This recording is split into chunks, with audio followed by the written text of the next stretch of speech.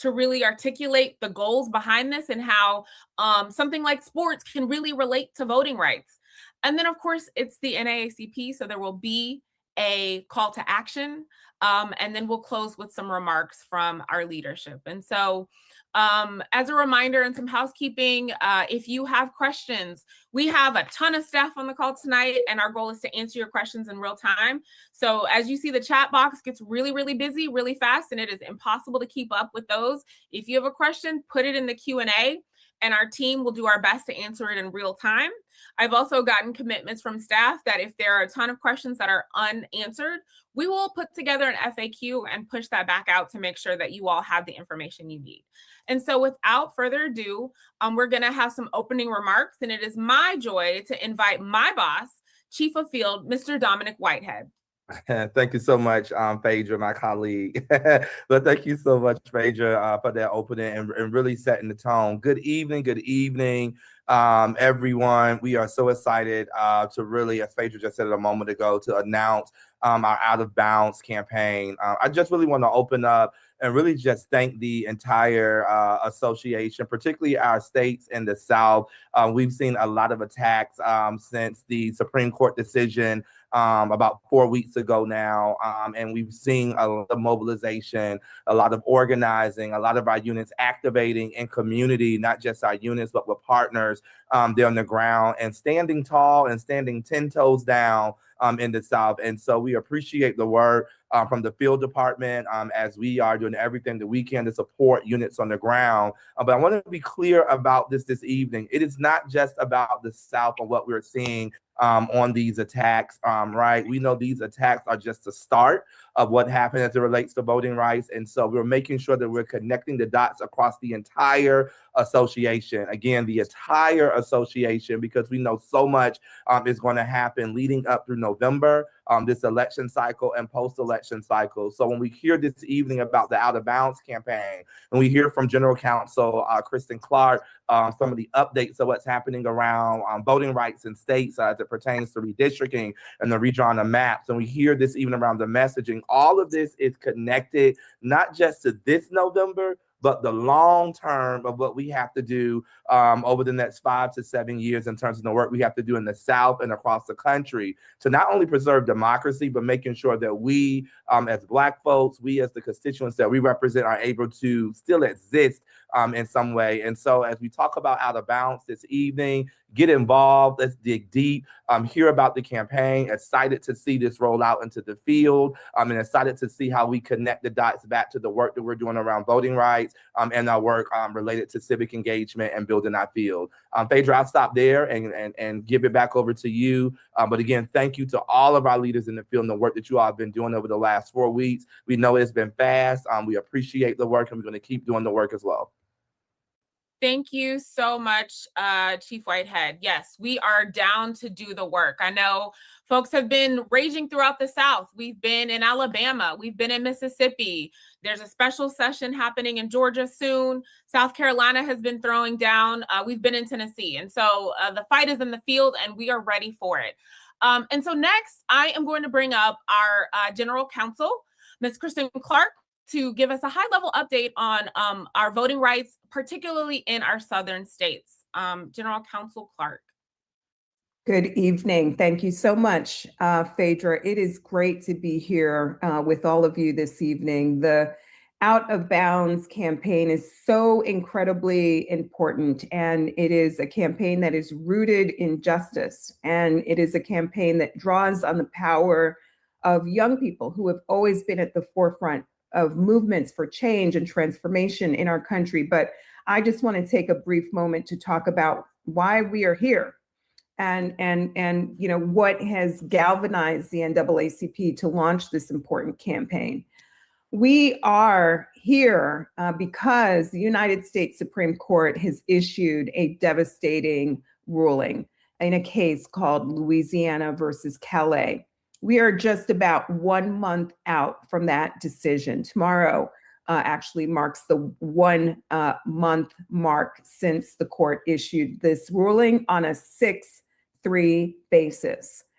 And what happened? Justice Alito has authored an opinion for the Supreme Court that essentially eviscerates, it wipes away the heart of our nation's most important federal civil rights law, the Voting Rights Act of 1965. The court essentially says that we will no longer look at evidence of discriminatory effect when it comes to the redrawing of district maps, so long as lawmakers are redrawing maps for partisan purposes. We are saying to the public that that is okay. It is a devastating ruling that means that going forward, in order to prove violations of the Voting Rights Act, we need evidence of discriminatory intent. Everyone should be outraged at this devastating, dark Supreme Court ruling.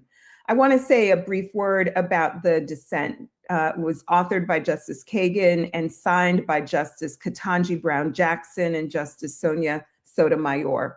In her dissent, Justice Kagan emphasized that the Voting Rights Act is, or now more accurately was, one of the most consequential, efficacious, and amply justified exercises of federal legislative power in our nation's history. It is a law born of the literal blood of Union soldiers and civil rights marchers. It ushered in awe-inspiring change, bringing our nation closer to fulfilling the ideals of democracy and racial equality. And Justice Kagan argued that only Congress can say it is no longer needed, not the members of this court.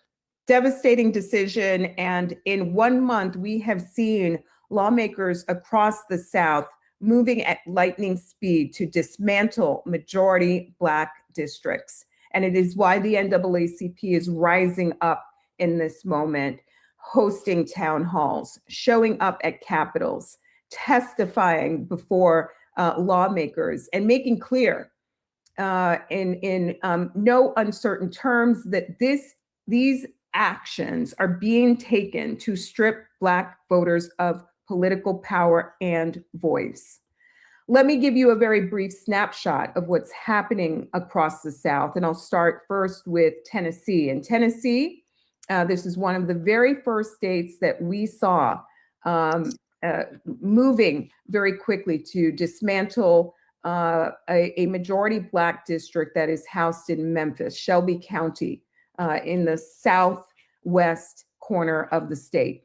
Memphis is a beautiful city, a sacred city. It is the largest majority Black city in the United States. And lawmakers moved in 48 hours to dismantle that district, slicing it up into 3 new districts in a way that leaves Black voters voiceless. But we are not standing by idly. And I'm really proud of the way in which the NAACP showed up and showed out, hosting an immediate town hall, galvanizing people to the Capitol. We had Dr. Sekou Franklin, who showed up and offered testimony before lawmakers, putting them on notice, blasting them for doing something that was harmful to Black voters. All of that is so important because that is the record that we are now taking to court. We are in federal court fighting back. We are arguing that the legislature has violated the 14th and 15th Amendments of our United States Constitution by taking action that discriminates against Black voters. Memphis is a population that is almost 63% Black, 10% Latino, and there is nothing in this Supreme Court ruling that instructed lawmakers in Tennessee to move at lightning speed to dismantle that district in the way that they did. I want to move next to what's happening in some other states. Florida, for example, is one state that we saw on the very day that the ruling was issued. They moved to take action that is harmful to Black voters and voters of color. And our Florida State Conference has been on the front lines speaking out against what is happening in Florida. Let me move next to talking about what's happening in other parts of the South. This here is the proclamation that I mentioned earlier. We can move along through these next slides that showcase the way people turned out and turned up in Tennessee. There's Dr. Sekou Franklin. We saw President Sweet Love. We saw members of the Tennessee Black Caucus really standing up tall and speaking out against this unlawful racial gerrymandering effort. We should all be incredibly proud of this campaign that happened to make clear that we will not stand for a move that attempts to take us back to Jim Crow 2.0. South Carolina, let me just stay here because we got some good news in South Carolina this week. South Carolina lawmakers moved at lightning speed to try to dismantle a district that is currently held by Congressman Clyburn, the 17-term member of Congress who has represented this state proudly and honorably. And NAACP, once again, turned out in full force to make clear that this was discriminatory, that this was an action intended to harm Black voters.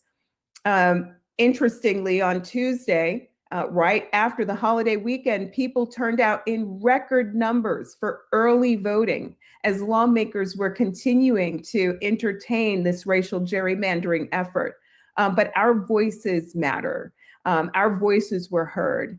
And in the end, lawmakers did not have the votes necessary to move forward with this racial gerrymandering effort.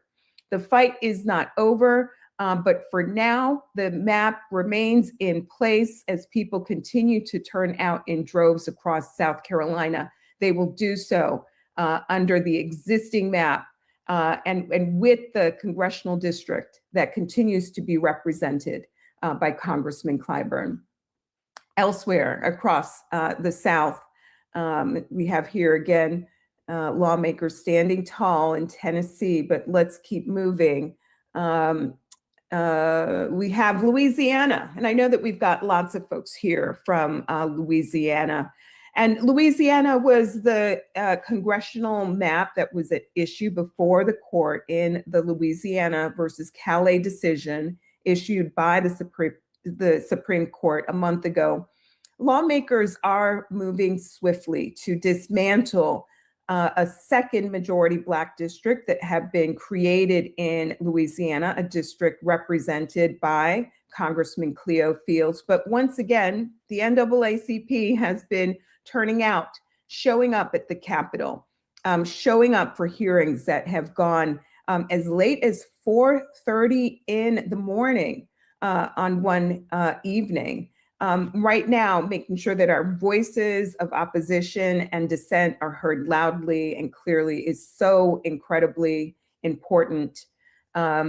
We have been working with our partners to push back against a lot of the unlawful actions that we've seen by the governor in Louisiana, who also declared a false state of emergency in order to stop voting that had already commenced under the existing congressional map that includes two majority Black districts, one represented by Congressman Cleo Fields. So we're continuing to remain very, very active. I can't underscore how important it has been for the NAACP and partners and allies to show up and make sure their voices are heard. On the back end, if these unlawful maps are put in place, we're marching into court to fight back, and we are looking at this legislative record, which includes the NAACP's voices of opposition. We're using that record to fight this battle in the courtroom. So we need folks to continue to turn out and make sure that your voices are heard, make sure that you register to provide oral testimony, work with the Office of General Counsel to submit written testimony, but we want to make sure that our voices are heard. Let's keep moving. Mississippi, Governor Reeves here on the right has indicated his intent to call a special session that would dismantle a district that is represented by the Honorable Congressman Benny Thompson. It's very recently, Governor Reeves indicated the need, he claims, to dismantle the district because of Congressman Benny Thompson's tenure he's described his tenure as, quote, a reign of terror. That is despicable language by Governor Reeves. It really underscores the racial animus that is driving this effort to target and dismantle majority Black districts. We are keeping a very close eye on Mississippi, and we will continue to fight back to make sure that the voices of Black voters in Mississippi, the state with the largest majority Black population percentage in the country, the largest Black population, we will do everything that we can to make sure that we stand up for the voices of Black voters across Mississippi. Looking elsewhere across the country, we had Virginia, where we had a different battle. We had a ballot initiative that would have redrawn Virginia's map and helped to provide an offset to some of the ugly gerrymandering efforts that we have seen elsewhere across the country. Unfortunately, the state Supreme Court issued a 4-3 decision striking down the results of the referendum. We fought back. We supported the state's efforts to bring this issue to the United States Supreme Court. But we appreciate and want to acknowledge the fight carried out by the NAACP in Virginia to turn voters out. Let's go elsewhere across the country. Alabama. Alabama is a place where over the past decade, we saw litigation that resulted in the creation of a second majority Black district in the state of Alabama, which is deemed rightfully so the birthplace of the Voting Rights Act. It is the state where people marched, bled, and died so that we all can have voice in our democracy. And Alabama has moved to dismantle the second majority Black district represented by Congressman Shamari Figures. We had a good development in the courts this week where a court rejected the efforts made by the state to revert back to a map that was without the second majority Black district represented by Congressman Shamari Figures. A court had found that that map was intentionally discriminatory against Black voters. So a three-judge panel has essentially said that Alabama cannot use that map in the election. This is a very good, positive development. I think that it is one that reflects a lot of the activism that we have seen from the NAACP and our partners in Alabama. This issue, this battle is now moving to the United States Supreme Court. So stay tuned. But it's important that we keep the pressure on, that we let them know that we are watching, that we are paying attention, and that we're going to continue to speak out against these ugly racial gerrymandering efforts that we're seeing. Moving along, we have Georgia, where Governor Brian Kemp recently announced that he will call a legislative session to redraw voting districts for the 2028 elections. So no change for this election cycle underway now. But what I love is that I know the Georgia NAACP folks are already activating and already getting ready. We will not be caught flat-footed. We continue to speak out in opposition to any attempt to dismantle the existing majority Black districts in the state of Georgia. This has provided kind of just a snapshot of what we're seeing across the South. we need to make sure that this battle is one that we continue to fight both inside and outside the courtroom. It is why this campaign, Out of Bounds, is such an important part of our multi-pronged strategy to push back and to speak out and to reject this effort to silence Black voters through racial gerrymandering. Thank you for the opportunity to just give a brief overview of where we are. Phaedra, I'll turn the floor back over to you.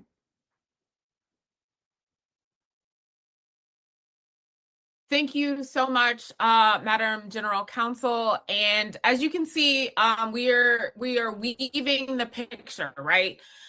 For some, you think, okay, we're talking about sports, but you've been talking about voting rights. What does it all mean? And so before we move into our next section with an overview, I did want to have a state highlight.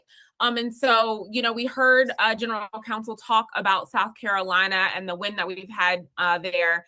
And, I'm a firm believer that in times when victories are hard to come by, we must stop and celebrate those victories. And so I would like to invite President Brenda Murphy from the South Carolina NAACP State Conference to come and bring some quick remarks about the work they did in South Carolina to get us this victory. President Murphy. Good evening, everyone. It is indeed a pleasure to be here to speak with you this evening about our efforts in South Carolina. I'm proud to report that the people of South Carolina stood together and made their voices heard against an effort that many believe was designed to silence Black votes here in South Carolina. But we stood the task. We did pull together our political power, and we did what we needed to do to prevent that from happening. This week, the proposed bill to redraw the congressional lines, and this was done just prior to the primaries, less than 3 weeks ahead of that, they began negotiations to redraw the lines. But when it got to the Senate, it did fail in the Senate. That did not happen by accident. It happened because people organized, we mobilized, and we showed up. The state conference, we went to work. I appointed regional coordinators across our state who worked directly with local branches to develop and implement mobilization plans for their specific areas in their communities. Our members attended committee meetings, committee hearings. We spoke in opposition of the bill, and we stood strong in the State House to defend fair representation and voting rights. It was the collective. I'm going to say we work together here in South Carolina. And when I say we, I'm talking about other organizations throughout the state. It included, and I have to give credit to the AME Church, the Baptist churches, the Prince Hall Masons, Eastern Stars and Shriners, the Urban League, and I don't want to miss anyone because it was a united effort, and with us working with them, I think we were able to make this significant impact. Uvante, which is a new organization here in our state, and the pastors and community advocates also work with us. We believed, I think one of the primary strategies that was very effective for us was the fact that we decided that we were going to work directly in our communities. So teams were formed in the community, and they worked with individuals to help them understand the reason, the rationale, and the importance of their vote. And that paid off. Even while early voting continued in South Carolina, we saw a record-breaking turnout on the very first day, and I'm sure many of you have heard about that. We more than 55,000 voters cast ballots, sending a clear message that the people of this state, we were paying attention to what was happening, and would not be silenced. Reports throughout the week showed that, and it's still going on, that massive turnout and public opposition, it was a major factor in stopping this bill from being implemented. You know, I need to thank, and I'll do this because I'm sure they're on tonight, every branch, every coalition partner, every volunteer, and every pastor in every church. Students participated. Some of the House members who fought rigorously, both Democrats and Republicans, in the Senate and some in the House, they took a stand. And especially every voter who showed up at the polls and voted. You know, they exercised their constitutional right. The fight reminds us that when we organize and when we mobilize and we educate our voters, we will win. We will win. And I thank you for the opportunity to share what we did here in South Carolina. Yes, thank you, President Murphy. That was an amazing account of the work that you all did. And I'm going to encourage everyone in the chat to drop some hand claps, to drop an SC for South Carolina. Show them some love, y'all. They really talked about, they gave us a blueprint for organizing.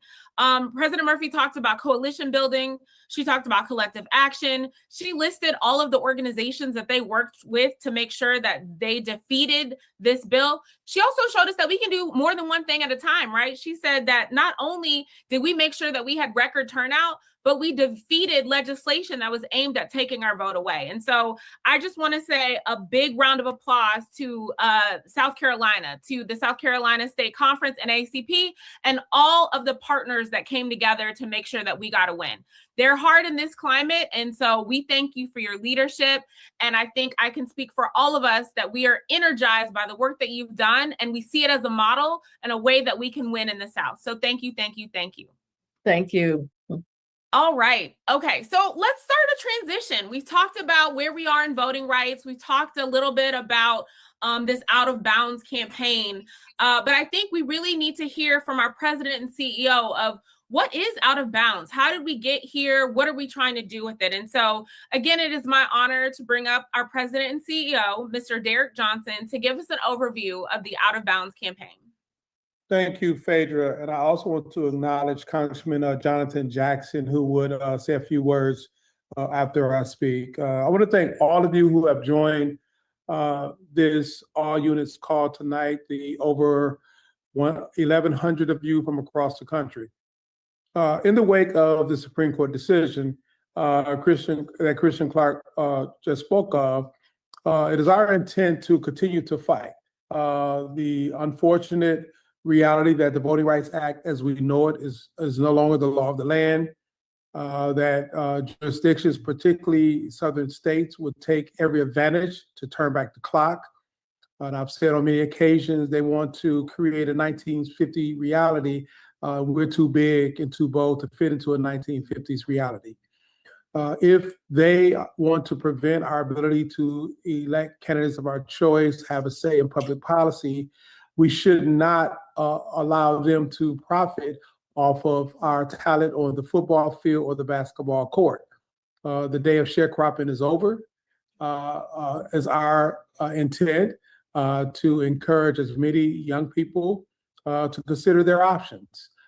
We have identified the flagship institutions of each of the states who have taken affirmative steps to redraw the political boundary lines and to minimize African-American representation.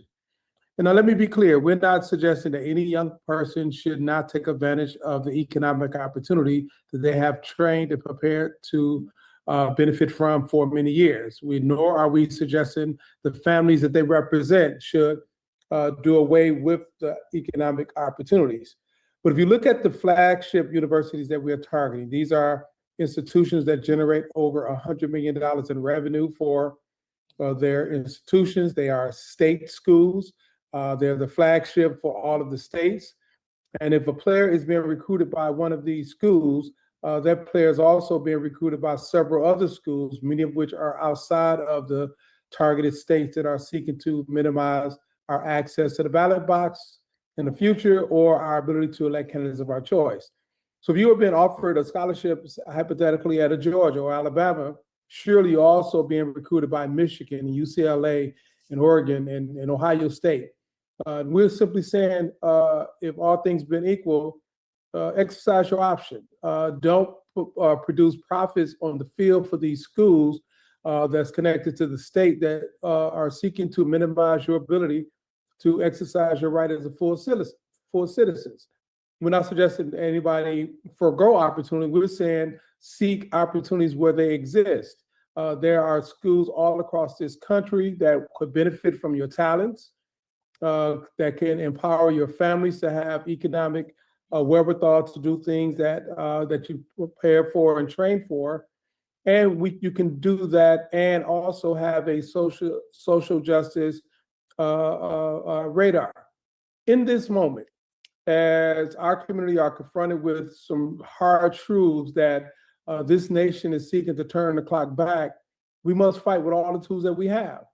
And throughout our history, we have seen that whether you are African American playing a sports or an African American serving in hospitals, or an African Americans working as a blue collar worker, or as an African American working with Naacp, you are African American, period. And so there is no distinction between us. There is a fight for all of us. And in this moment, we launched this campaign so our young people and their families can understand that we do have options. And let's choose not to generate profits for state institutions that don't want to see you participate in the political space. I'm happy to answer questions, Phaedra. I don't want to continue to go over that, but I do want to make sure we dispel any myths about the campaign. One, we're not suggesting that young people should forego opportunities. Two, we are focusing on some of the top performing young people who are considering options of whether they should go to one of the top flight schools outside of the Southeast region or one of the schools in the Southeast region. And we're encouraging those young people to go outside of the Southeast region, particularly for the states that have decided that they want to see their talent on the field, but they don't want their voices at the ballot box.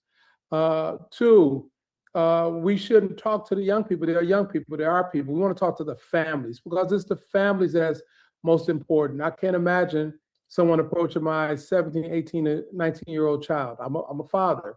But I really appreciate them having a conversation with me, because in that is the education opportunities so that I can instill in my child their sense of opportunity to really show up in ways in which they can have a voice in how this country decides to see us or not see us. In this moment, we must choose that sharecropping is over. Our ability to generate profit on the field should not be the only contribution we make. If we generate profits on the field, we should also have a say in who our elected officials should be and how the public policy is developed.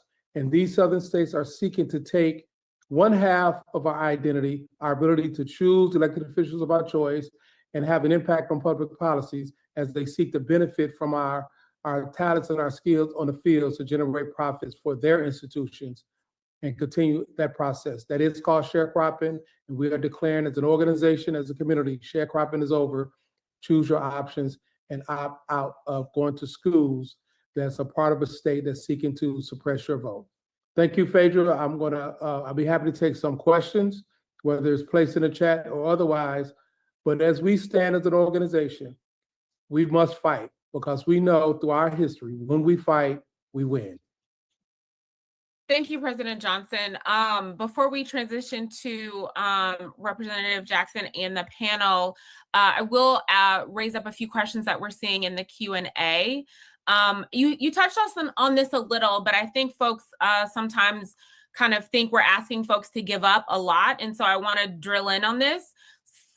Shelley Floyd Jr. said, how do we plan to replace full ride offers for some of these schools that could have life-changing effects on athletes' lives and financial futures?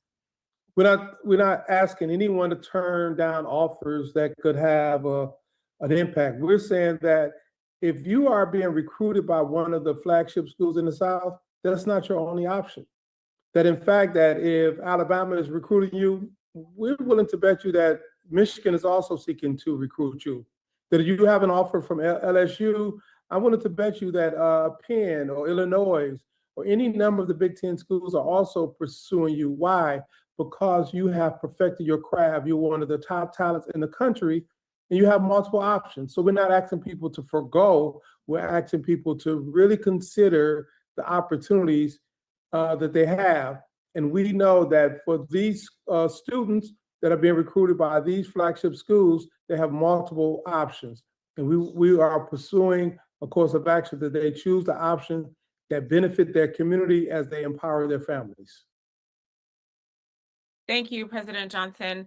Another question from Gustavus Lawler says, if players boycott schools in the SEC, how will that affect HBCUs in this state? He goes on to say, I imagine the objective is to keep our top athletes from attending those schools while this mess is going on. Well, we identified the top schools of every state that's generating over $100 million in revenue. That's a significant amount of money they're generating off of African-American players on the football field, which make up about 60+% of the players, or African-American players on the basketball court, which make up over 70% of the players on the court. And at those schools, we're saying, choose better options. It would be great if the option is HBCU. It is great that if you have an NIL deal or opportunity that you exercise an option where you don't lose any revenue. There isn't a single school in the Southeast region that can compete with a Big Ten school if they're recruiting you. There is always an opportunity to go to an HBCU as a pathway to get to professional sports. In fact, there's a strong track record, whether you go to Southern University of Baton Rouge, Jackson State University, Texas Southern, Fairview, Tennessee State, Alabama State, any number of the HBCUs where there's a track record of going from those schools to the NFL. All we're saying is don't benefit the state schools of the state that's trying to mute your voice and suppress your vote. We have an opportunity to do something unique and creative here. Let's stand together, stick together, and understand that our strength is in numbers, and we need to exercise all the tools in the toolbox. And in this moment, we shouldn't benefit those top flight schools with our talent on the football field or the basketball court. Thank you. I'm going to ask one last question, and then I'm going to move us along. Pamela Smith asked, why don't we go after the NFL too, as we know what's coming? Why wait? Because this process is, we continue to move forward. The decision was handed down on the 29th. We're not even 30 days of the decision. The first step was to work with the Tennessee State Conference in their excellent execution of educating the Tennessee Legislative Black Caucus, organizing talking points, making sure that when they got on the floor, they had a strategy. And as soon as the bill was adopted, we filed the lawsuit. Our goal was to take a look at what's going on in Louisiana to make sure they had the information necessary. We had individuals testifying, we wrote testimony so that we had a record to lean on in case there was a pathway. Our focus have been watching to see what was taking place in Florida, work with the Florida State Conference to determine whether or not we could file a lawsuit under their state's constitution and supporting their efforts as they move forward. We worked really hard to ensure that the protest that was done in Montgomery, Alabama, that the Alabama State Conference was involved and engaged and was present. We pivoted to Mississippi with an electrifying protest that they did when the Mississippi legislature called for a special session, but they canceled the special session because people had organized. And immediately following all of those, we went directly to working with the CBC as they began to evaluate what authorities and powers they had, and they executed, particularly in the House, with removing members who were supporting what was called the SCORE Act. And as a result of the removal of support, the House leadership realized it could not pass the bill. And we aligned the fight against the SCORE Act with this campaign, and we launched it that following Tuesday. We are moving with lightning speed to address the moment.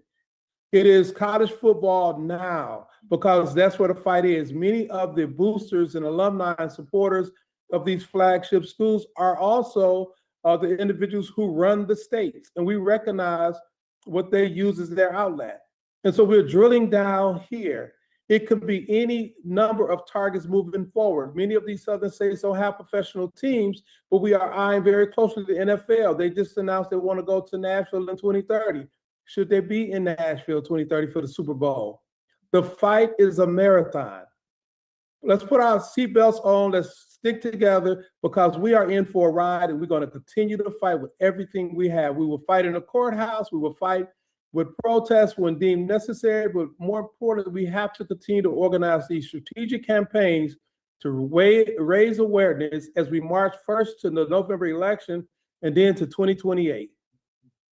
Thank you so much, President Johnson, for taking a little bit of an extended Q&A. We really appreciate it. And to all of you who are excited and dropping additional questions, this is an ongoing conversation. While we can't answer every question at this moment, again, we will make sure that we are continually communicating with you, and we will aggregate your questions, create FAQs and the like to make sure that you all have a clear understanding of the work that we're doing. So thank you for your engagement.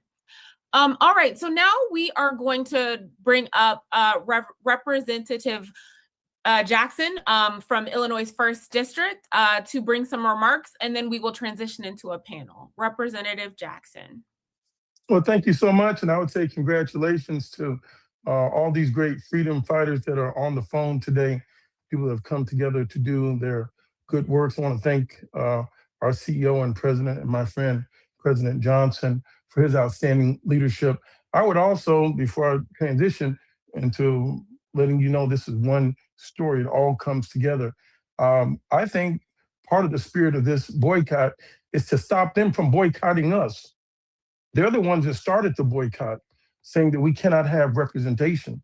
And so why should these young men and young women that are so gifted, so talented, like every generation, there's going to be a Major Marshall Taylor in cycling, there's going to be a Jack Johnson, a Joe Lewis, there's going to be a Jesse Owens, there's going to be an Althea Gibson, people that have to break open these talented persons that have to raise their voice. And my father, Reverend Jesse Jackson, had oftentimes spoken about don't put dollars over your dignity. And so this is a tremendous opportunity for a young generation to stand up and express themselves, not to go backwards. In Reverend Martin Luther King's book, In Stride Towards Freedom, he talked about what happened in Montgomery when 50,000 people decided to get together and move in love and move in the spirit of Christ, how they transformed that city. And we're just asking this generation to do what Reverend Martin Luther King, what our previous generations did.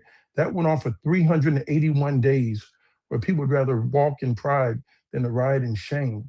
Now, I want to be affiliated totally with President Johnson's remarks. And do these young men and young women that are playing on these teams, do they have the opportunity to be the head coach? Do they have the chance to be the band director? These state athletic directors are the highest paid persons in all of these states, making $5, $6, $10 million. Look at that music section for the band leaders. Are we playing the trumpet, the saxophone, the drums? Are we just getting our heads banged on the field? So stand up.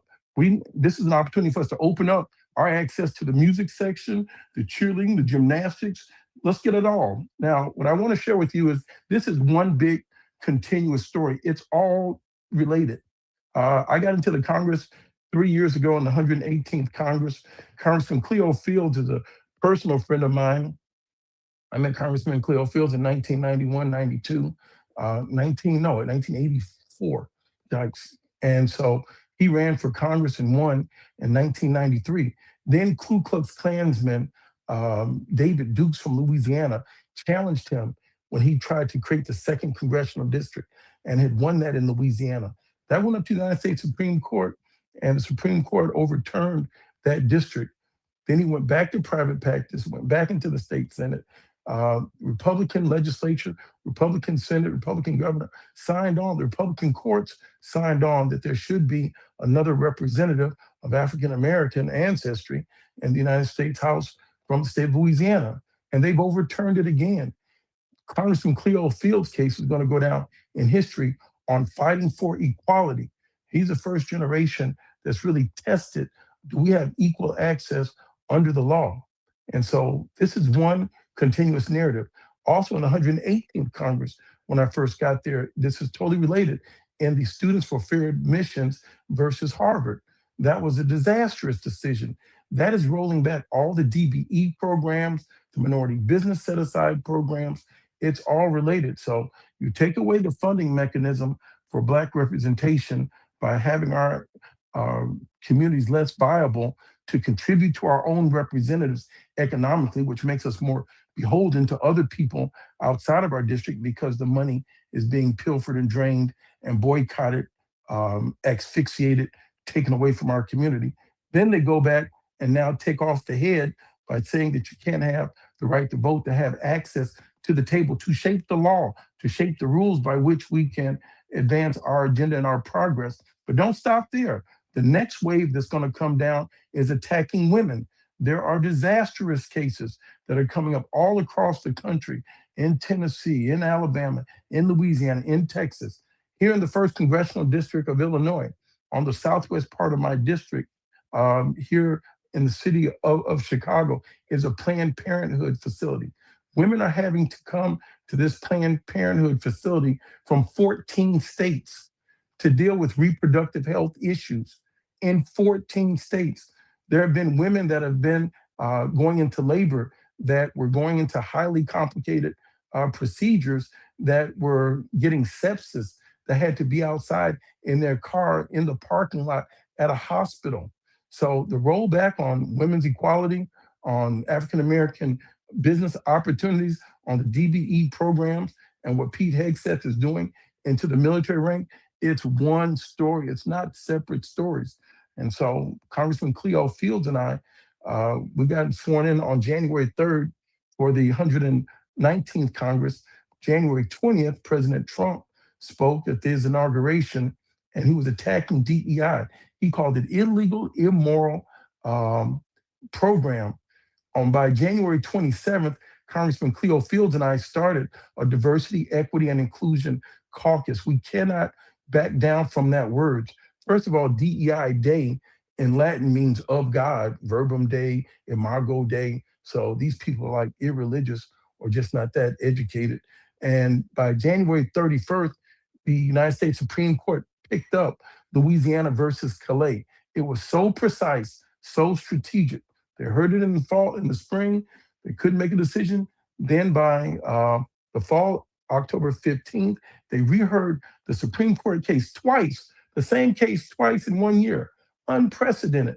And then by April 29th, like a thief in the night, they released this issue. So it's one story.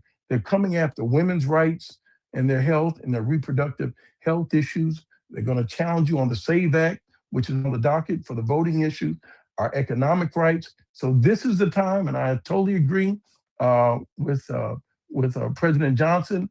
You have to strike and hit them where they can feel it.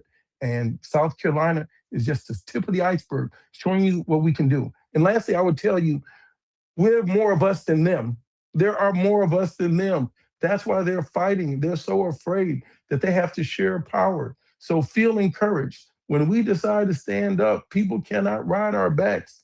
We have to teach this story. And I don't want to start with the children. This is an issue we have to start top down. Grandmothers, grandparents have to lead this so they can talk to their children. This has to be a family value. I'm 60 years of age, born 1966. The Voting Rights Act was passed in 1965. It's not that long ago. It's not that far away. Wake up our grandmothers and grandparents that are still alive. They got to talk to their children and grandchildren and great-grandchildren. We've stopped sharing the stories of our history on where we came from and how we got here. So we can turn this around. And I tell the grandparents, if you're still alive, and many grandparents did not march with Reverend Martin Luther King, if you've got some silver and gray on your head, if the good Lord kept you alive, you're a witness for a reason. We've got to get our grandparents to talk to the grandchildren and their great-grandchildren and tell them about the segregated water fountains and the things they could not do. We can turn this around. There are more of us than them. We have the power. God bless you, and thank you for letting me participate.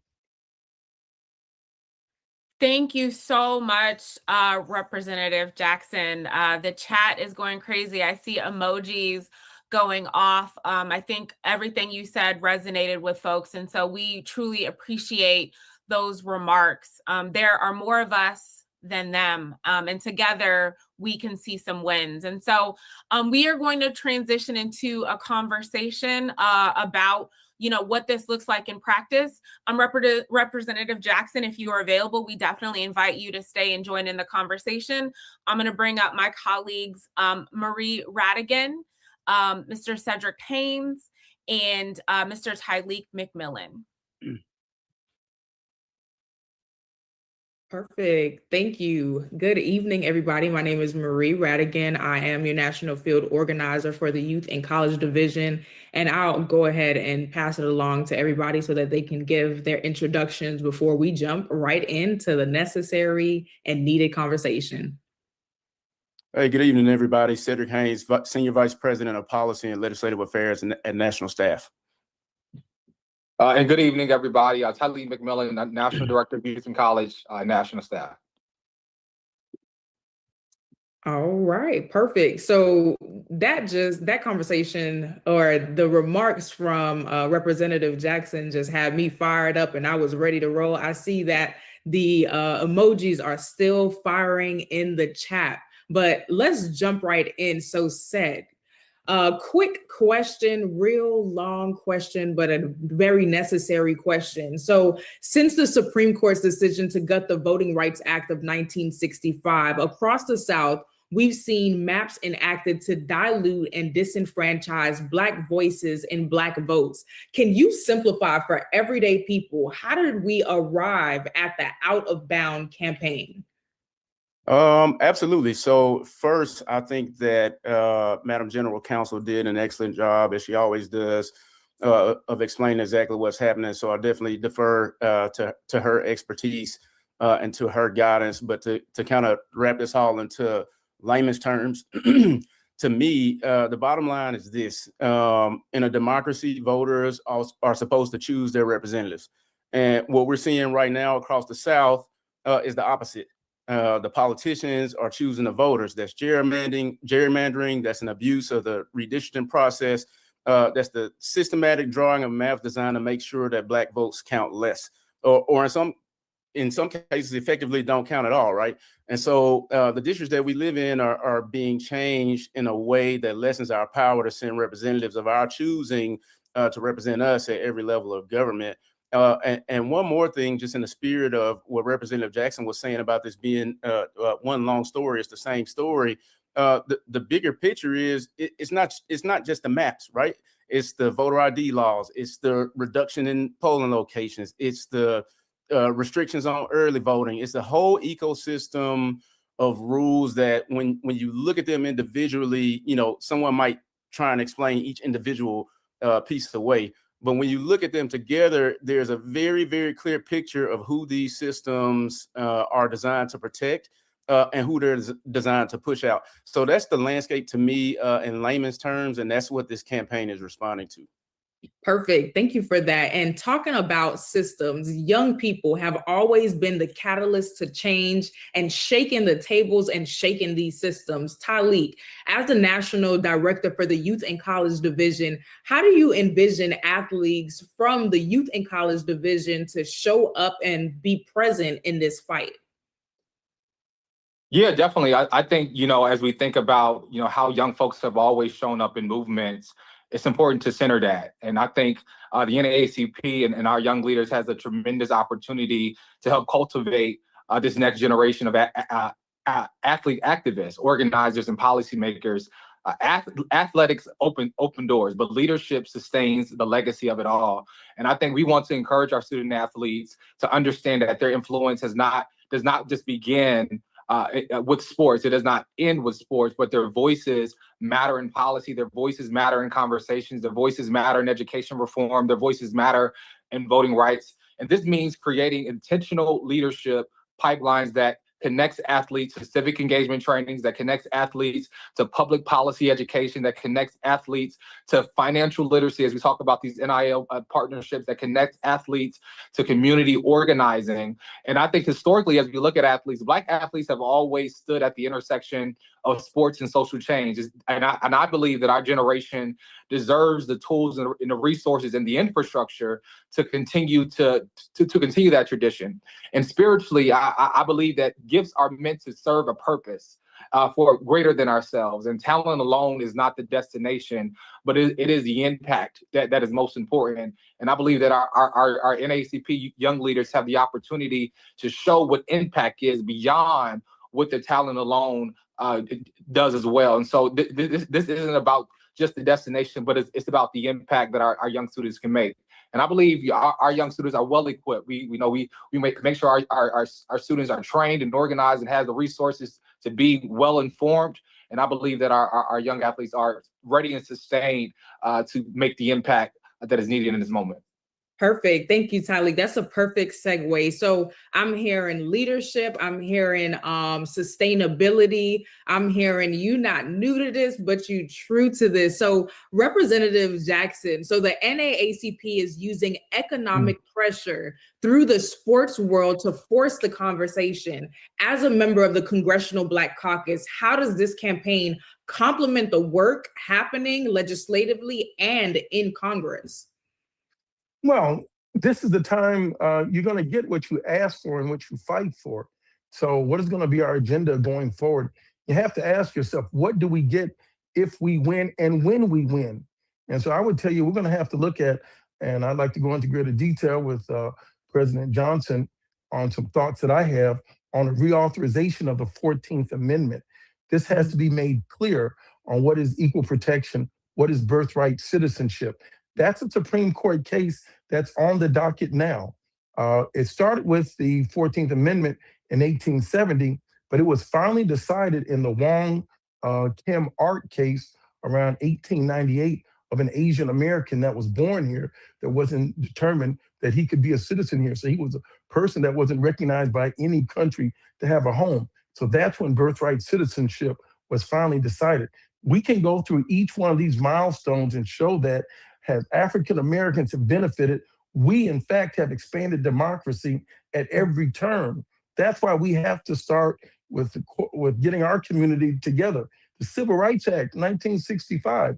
If you look at when it was expanded in 1975, that's when you started getting bilingual ballots. Too many people of our other ethnic community, Asian, Hispanic, and others, have not come to the forefront to join us yet. I'm continuously talking to them. You've got to join us. You've benefited off of our backs, off of this legislation. They're going to go after this Title IX money on women's rights. I talk with white women in the United States Congress, and you say DEI, and it goes over their head. I'm not a part of DEI because Trump, in a very Machiavellian way, has made DEI sound like it's Black. No, diversity, equity, and inclusion was all derivatives and functions of civil rights acts. And so that's why they're attacking it so hard. So I hope we embrace that, and we have to get back onto what do we want when we win and turn our numbers out. Too often times, we bring out the votes on that Sunday before the Tuesday election, and then on the Wednesday after we win, the Democratic Party loses us. So we're going to this time be very clear and make sure the candidates say the same thing. Then we could have crossed this finish line. What do we get when we win? We want all of our voting rights restored. We want to make sure these economic programs are put back in place. And we want to expand our economic opportunities. Perfect. So this is a very special and important part because you're talking about how are we navigating this moment, but also what does a win look like? So said from a public policy standpoint, how will we measure success from this campaign? Excuse me. Thanks for that. Thanks for that question, Marie. I think there are a couple of different tracks. One is what we can see right now, and what we're building towards. And so, in the short term, I think one measure of success is how the campaign has entered the airwaves, how it's flooded social media, and also my inbox. And trust me, I have friends who have described to me how they feel about this in very colorful ways and in great detail. and very colorful language. And so, you know, many of the people who have been hitting me up and talking about what's happening now in policy and politics aren't necessarily the friend group that I go to talk about policy and politics with. And I think that's a great sign by itself. We're starting conversations in circles with people where what's at the top of their mind, unfortunately, may not be what's happening in this time. But because we have this hook that is sports and it's something that everybody usually coalesces around, and using it to lift up this topic, is creating conversations that otherwise may not happen. And I think the same goes for entities and legislators as well. I think since the campaign has been announced, I suspect that there is no person inside the national staff, inside of membership, or even sitting on this call right now that hadn't been hit up and asked their opinion about what's happening. And I think most importantly, on the immediate track, I think right now what we really want to do, as President Johnson said, is encourage athletes and their families to make informed decisions about the institutions and the states that they are taking their talents to.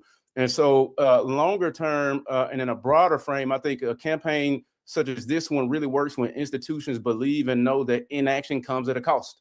Right. And so we have to make sure that the economic and the reputational pressure of this campaign causes entities to think to themselves, doing nothing is going to continue to be more painful than saying and doing something. And I think that's how we measure success, both in the short term and in the long term. Perfect. So this question is actually going to be to you as well, but also open if you want to chime in, Representative Jackson, and of course, Tyleek. So we're talking about boycott right now. Like, people are saying boycott, but what we're really saying is consumer revision. So can you actually clarify for the masses that this is not necessarily a boycott? President Derek Johnson said earlier, you can, or you may be offered one school, but we want you to try to go to the other school to show your time, show your talent, and your treasure. So can you differentiate, is it boycott or is it consumer revision? So I would defer to President Johnson on that, and I think he said it exactly the right way. And it's what I just said. What we're doing is trying to make sure that people are making informed decisions. And when you look at the students who are getting these offers to schools such as the University of Mississippi, such as LSU, such as Alabama, these are no ordinary athletes. These are individuals who have honed their crafts in such a way where they absolutely have options from schools that are not in states and do not contain institutions that do not care or not saying anything in terms of diluting Black representation. And so that's what it's all about. It's really about making sure that informed decisions are made. And I think that's the distinction, but I also defer to Tyleek or even President Johnson if he want to come back onto the panel. Yeah. Can I add one point to that? I'm sorry. I'll defer to you, Congressman. Well, thank you so much. I just want to put one point on there. I'm not letting the adults off the hook on this. We have to approach the coaches. They have something to say about the environment that they're going to bring these young men and young women into on these campuses. Mm-hmm. We don't want to see any rebel flags. With this sort of language that's going on, it's going to be a very hostile environment. We're seeing it going across the board. So we have to open up to the coach. Coaches, you're making $5-7 million a year. Speak up, man up, woman up. You're going to bring somebody's child, young adult, onto this campus. Is it safe for these young people to be on that campus in this hostile environment? Why would they go there if you're not going to teach them about character and education, about what they can do civic, their life off of the field? Say something. And so here's a story that's true on Coach Bear Bryant. And remember this date, September 12th, 1970. Alabama was still a segregated football team. University of Alabama played University of Southern California. University of Southern California had a diverse team. They had Black players, and it was 42-21. USC beat Alabama. And it's rumored that Coach Bear Bryant went to the governor and said, quote unquote, I can't beat these rabbits with these turtles. I've got to get some Black players.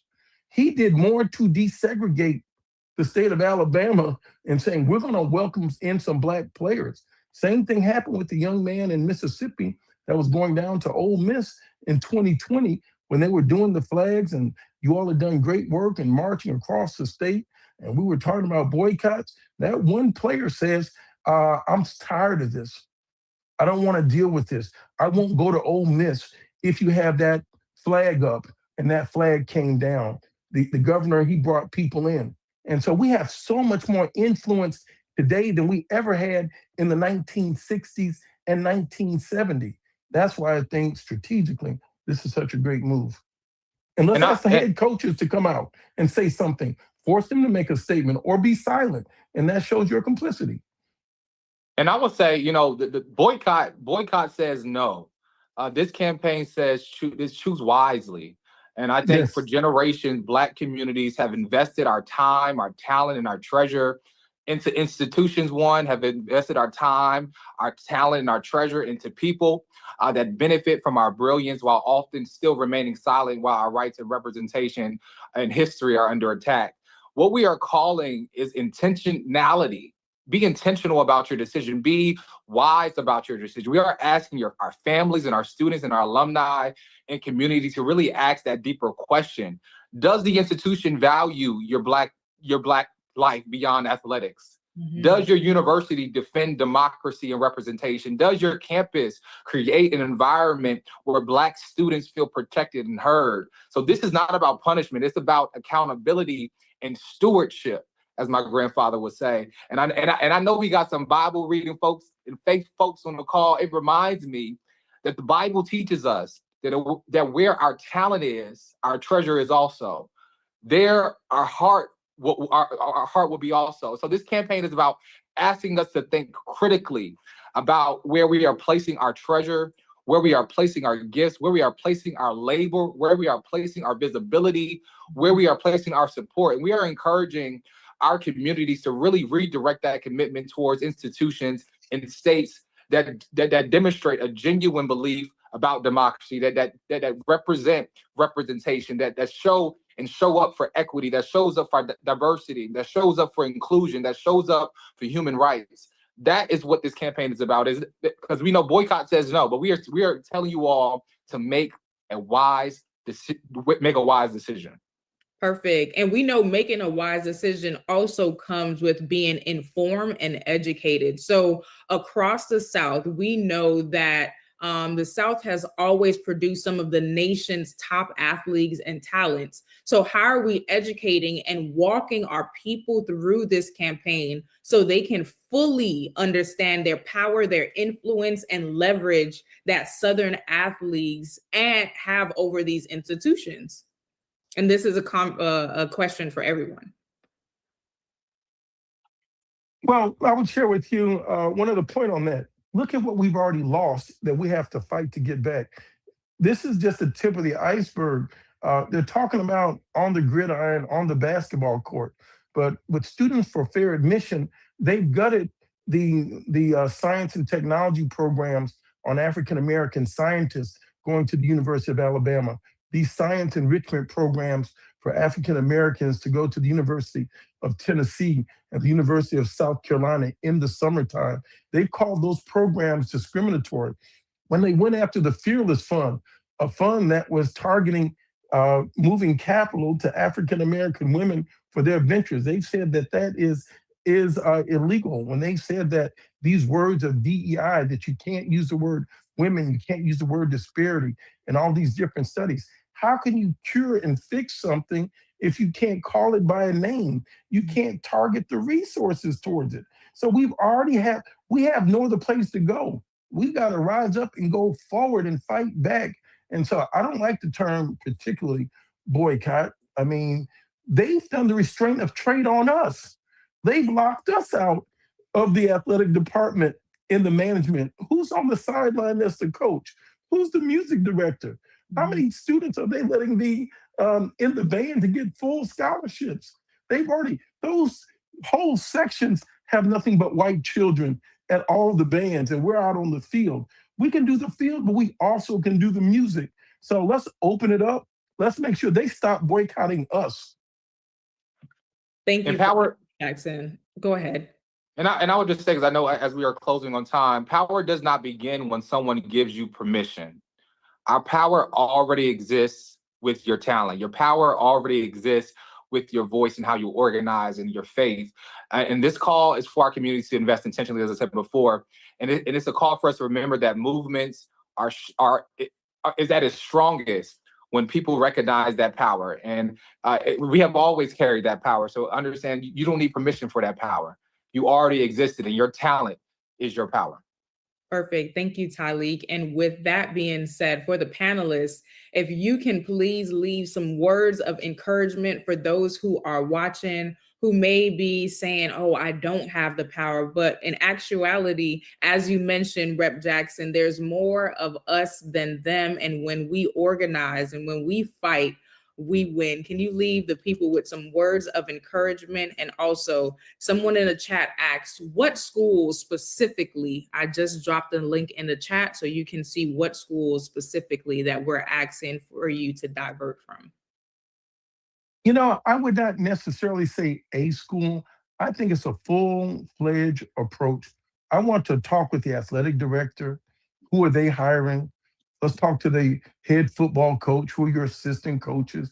I mean, they've already boycotted these young players. Don't forget that Deion Sanders built the University of Florida's football program, and they would not even honor him with the degree, wouldn't make any accommodations for him to pick up his degree.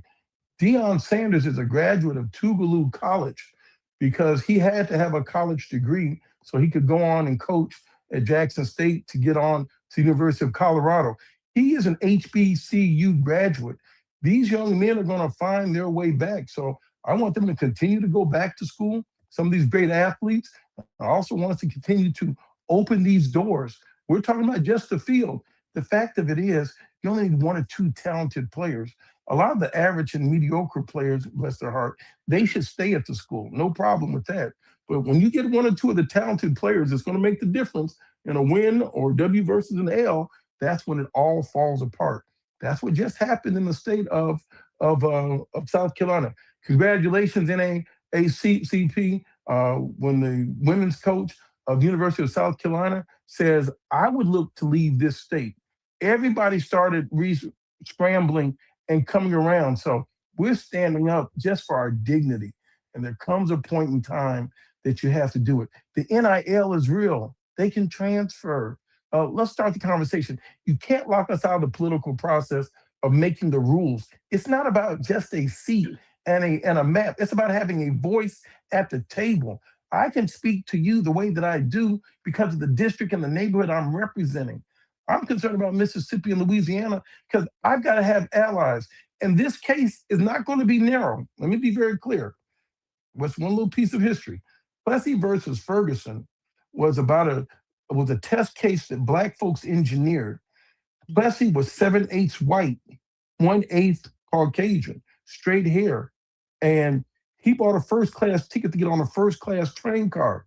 They said no. It got all the way to the Supreme Court. And they said, no, separate but equal, which means you'll never be equal. You'll be separated.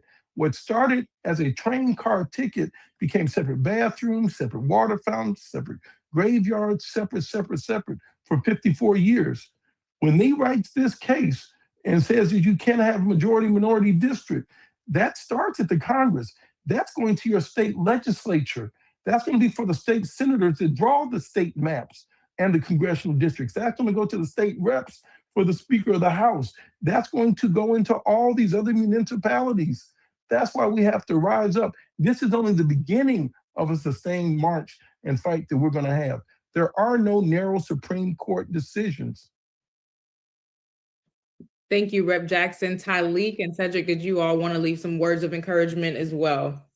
I feel compelled because I'm a Tougaloo College graduate as well, Representative Jackson. So I'm just going to jump in here. And I think that they're not necessarily words of encouragement, but I think that there are some powerful statistics that we all need to keep in mind when it comes to this campaign in particular. And the narrative is, and the theme is that Black athletes absolutely drive college sports. Black men are 4% of undergrad students at D1 schools, but represent 14% of D1 athletes. 50% of FBS, that's D1 football schools, are Black men. 57%, as President Johnson nodded to earlier, of D1's men's basketball is Black men. Some of the biggest megastars absolutely biggest stars currently in recent college history of Black women. So when you think of Flau'jae Johnson, when you think of Juju Watkins, even though she went to USC, Paige Buckner, Michaela Williams, Sha'Carri Richardson, it is undeniable that Black talent is what's driving the revenue of this juggernaut. And in 2024 and 2025 alone, even though our list includes schools that are not in the ACC or not in the SEC, the SEC generated over $1 billion. And so I think that there's so much power in these statistics. That is absolutely how we landed in this campaign. And as people give you a shout and try and figure out what's what, why are we doing this, just remember that Black athletes drive college sports, point blank, period. Our legacy extends far beyond sports. We got Rep Jackson on the call. I'm a graduate of the North Carolina A&T State University Aggie Pride. It was four college freshmen. It was 4 college freshmen that sat down at Woolsworth Counter. Young people did not wait, but they understood that justice could not afford to be delayed. I think about the young people who fought against apartheid on the college campuses, demanding universities divest from systems of oppression. I think about the dreamers, undocumented students who courageously organize for their stories to be shared, and they show up in their full authentic self, regardless of their immigration status. Every generation of young people have been asked whether they will simply inherit a world as it is, or will they transform it into something that it should be. And so this generation of students is no different. And we're calling on all of our students, and we're calling on all of our NAACP leaders on this call, off this call, to carry that same responsibility and possibility. When the history books read about this moment, the question is not what you look like, what you posted, what you reposted. It's gonna be about what side of history did you stand on? And that is a question we must continue to ask ourselves. Amen. And with that, I'll pass it back over to Phaedra. Thank you, thank you, thank you. All right, y'all, give a round of applause to that amazing panel. I was so enlightened and invigorated by that conversation. And I want to shout out to 2 of our youth and college leaders who held it down. Marie as our moderator and our youth and college field organizer, Tyleek as our national youth and college director. And then, of course, a special thank you to Representative Jonathan Jackson for staying on and having this conversation, and our Senior Vice President of Policy, Mr. Cedric Haynes. So thank you all for such an amazing and robust conversation. All right, y'all, we recognize the time, and we know that folks got, if nothing else, bed to get to, but we want to make sure that we close this out. We've talked about the state of voting rights. We've talked about this campaign. Many of you are leaders in your communities, and you were, the first ones that the press calls and your community members call. And so we want to make sure before we leave you, we make sure that you are armed with our messaging, narrative, and communications in the field. And so I'm going to bring up my colleague, Mr. Trevon Williams, the Senior Vice President of Communications, to talk about our media, our press strategy, and how we are controlling this narrative. And of course, he's going to close out with a call to action, because we would not be the NAACP without a call to action. Trevon? Thank you, Phaedra, and good evening, NAACP family. So happy to be with you all, honored, and I hope you all are. Inspired by what you've heard by so many on today. Reverend Tyleek over there, he was getting good in the scriptures. He was getting me stirred up over here. Y'all was getting stirred up as well. But here's where you get to take part in something that's meaningful, because what becomes vital for us as an organization is that we are singing from the same sheet of music. We need to ensure that our message is very, very clear. Many of what you heard from our president and CEO on this evening helps to illustrate just how important it is for us to be on message. We've seen a lot of different things going on since the launch of this campaign. And listen, your NAACP is out front. We are everywhere right now. This discussion is taking place all over the place. But we want to make sure that you all within your local communities have the opportunity to share the message in a way that is meaningful and that matters to our community in a way. These are just a few clips of what you've just seen in just this past week of how much effort we put into Out of Bounds in real time. Our president and CEO was on NPR even this evening talking about the campaign. We've had stories by Jamel Hill, Joy Taylor. We've had interesting conversations going on with The Pivot and Matt Barnes and All the Smoke. This conversation needs to continue because it allows us to watch this, talk about what's taking place from a voting rights standpoint, but it also allows us to take an immediate action that is very important for us as well. We're not just putting this on the athletes, to our president and CEO's point. This is an opportunity for us as activists across the organization, across this nation rather, to take our part in this moment. And so along with the pledges that we're asking our people to take on one side, our athletes, I gave up running. I'm a Hampton man. I gave up running track a long time ago. I can't turn the corners no more. I'm not passing the baton anymore. Those days is over for me. But for those who are college athletes and those who are the sought out athletes that President Johnson was speaking to, we want you to do as Taalik made mention to. We want you to choose wisely. We have 8 states that we have targeted, 13 schools within those 8 states that are represented, and they're all here on our NAACP Out of Bounds landing page. You get all the information about the schools. You'll get some of those amazing statistics that Cedric just spoke to around just how much power we actually hold. And I want you all to lean into that as much as possible. We have so much power, and we need to yield it in this moment and leverage it appropriately on behalf of our community. But what we want you to do is take advantage of this opportunity with the pledge itself. While we have a pledge for our athletes and those who are being sought after, we also know that the impact is also economic in many cases as well.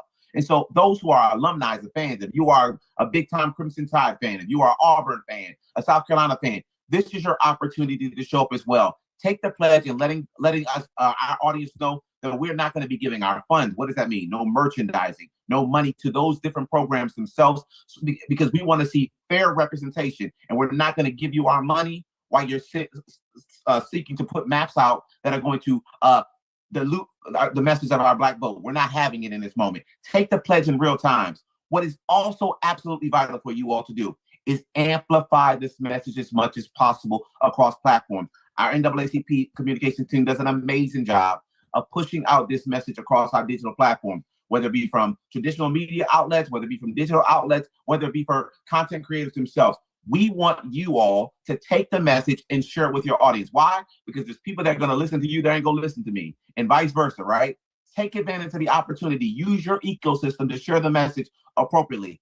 On your screen right before you is a QR code. Your NAACP did not come unprepared. You have the website that you can reference at any time. You have a digital toolkit which has digital graphics captured there with regards to some of the states that we may mention to, and then the targeted schools that we're speaking to in real time as well. And we'll also be adding more graphics to that as well to unpack some of the things that Cedric was just speaking to in real time as well. And we want you to take advantage of it. Share the message, get the message out. Make sure that all those who are asking those questions, those people who aren't tuned to the politics or sitting on the beltway and speaking about politics on a regular basis, let them know why the NAACP is actively talking about these things on a multitude of different levels. Here's what you all need to resonate with right now. Your NAACP is making a move right now. It's happening right before your eyes. We don't want to leave anybody behind. You have the opportunity. Hit that QR code, scan it, get that information out on your digital platforms, and watch us on all social media outlets and take advantage of the opportunity to be a part. We want to hear more from you, and we have so much more in store. Stay tuned. We got some other announcements coming out in real time, but we want you to take advantage of the opportunity. Thanks so much for the time, Phaedra. Thank you so much, Trevon. It is always a pleasure. I get so energized when you talk to us and tell us how to communicate. And so we appreciate all those beautiful tools that we see.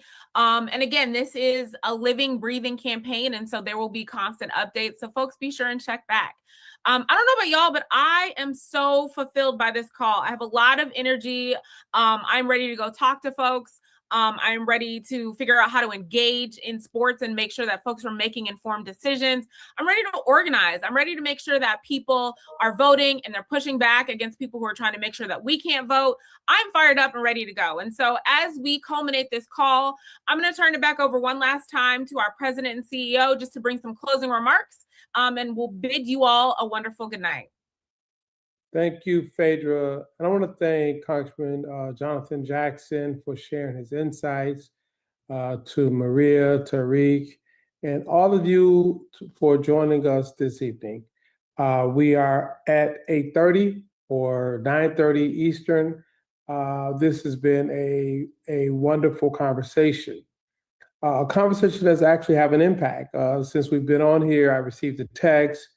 There's a parent who is now with his son, who's a top recruit, looking at Alabama, who said, no one has talked to me and I want to have a conversation.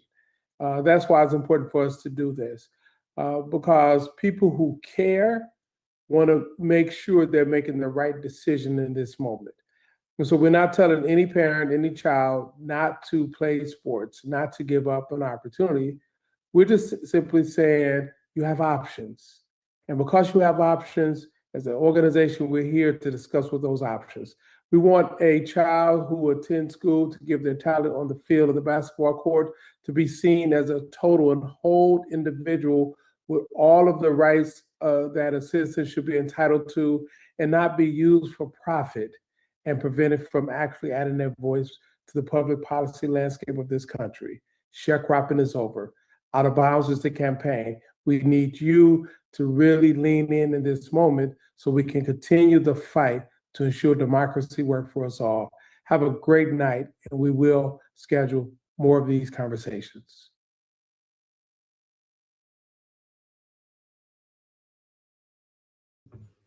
And so that was the all units call for the Out of Bounds campaign for the NAACP. And I echo what our national president is saying in real time all over the state, but particularly all over the country. But I want to ground this in Georgia for a moment. I'm appreciative of the stance that the NAACP has taken, because it's a big stance to have athletes to make informed decisions. But we also, as fans and supporters, need to make informed decisions as well. Earlier on my social media, I made it quite clear I am a big-time Bulldogs fan, but I am open to a new university until the University of Georgia takes a stand in this moment. We know that on the 17th, there will be convened a special session to redraw maps for 2028 in Georgia. And at the current date, which is May the 28th, no school in Georgia has made a statement with regard to what's happening on the political landscape. I heard the athletic director from the University of Georgia said they had more important things to talk about, like NIL regulations, than to deal with voting rights. So I think that it's incumbent upon us to have those informed decisions and to use our platform to amplify the call that's coming from the NAACP. And let's be clear, it takes a lot for the NAACP to issue a call like Out of Bounds. It's important. We are in one of those pivotal moments in our history where we have to make a decision, and we have to make a decision that will reflect the future for our children. I myself have a young person who is going to matriculate into higher education. She will not be going to the University of Georgia. It's quite clear. We're making a decision. She made a decision after she was consulted by her parents to be focused on social justice as well as improving her life. So I think that, we as the next generation need to have this real conversation with our young people. We need to make informed decisions, and we need to hold those that are powerful accountable. We have to be clear. These flagship institutions have a lot of power and prestige over our elected officials. Right now, our elected officials are not listening. They are more concerned with partisan gerrymandering than they are hearing from the people.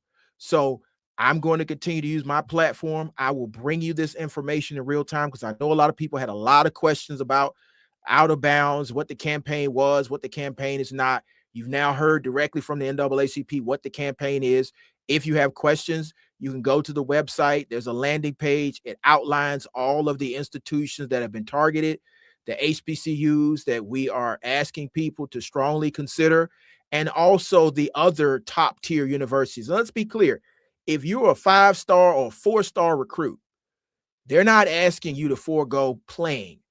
They're asking you to make an informed decision. If you have an offer from Alabama, you're going to have an offer from UCLA. You're going to have an offer from Michigan. You're going to have an offer from Ohio State. You're going to have an offer from Oregon. There are a lot of schools that you could play at.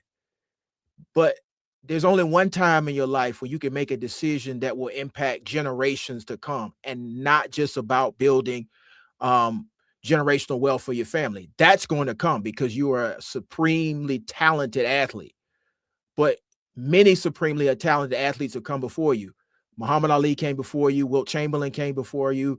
Bill Russell came before you. LeBron came before you. They all have made political statements in the moment that affected them, that affected their children. And that's what we're asking you to do. So many people are considering which schools they're going to sign with.